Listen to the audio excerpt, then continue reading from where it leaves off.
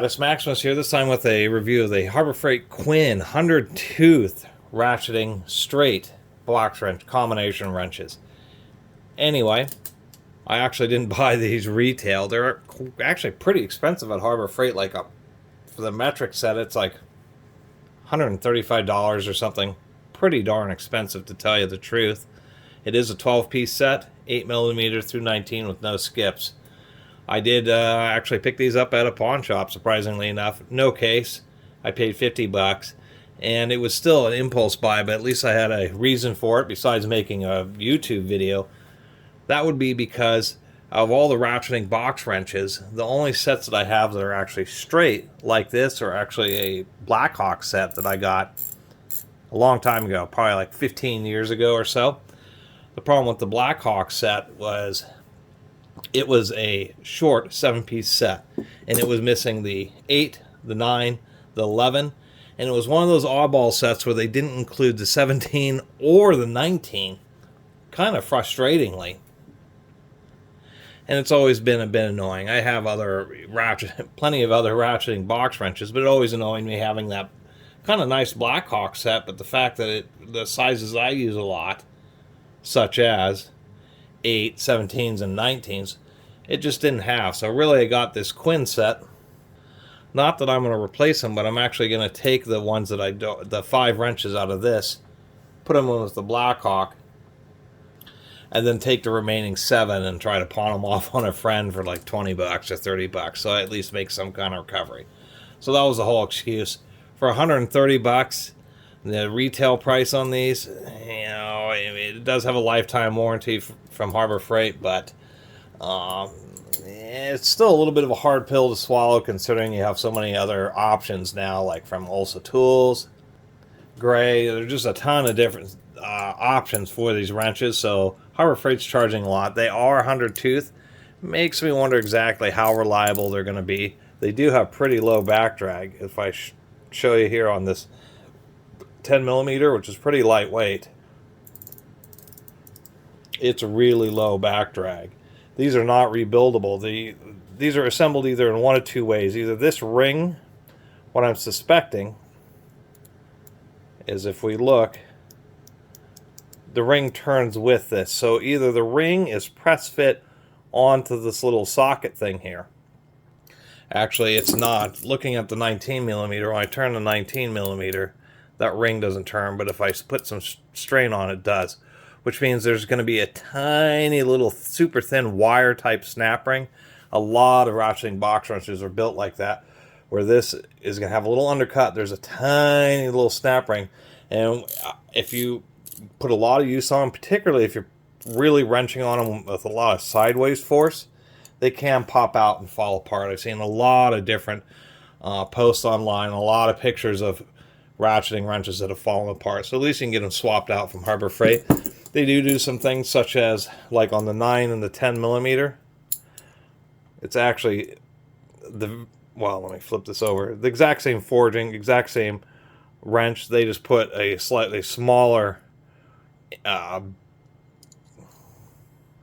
don't want to call it socket, but moving portion in there, and then they just broach the 9mm a little bit more narrowly. As far as, I've gotten some criticism, but people kind of like to see this, How is the tolerance? It's actually not too bad. We're 0.15mm oversized on the 10, on the 12,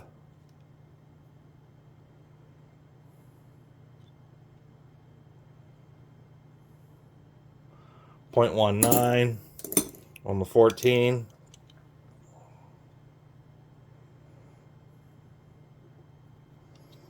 If I can get a better grip on it there. 14 is actually pretty tight. Less than 0.2mm oversized. That means they're going to actually fit pretty tightly. As far as consistency, they all seem to be pretty good.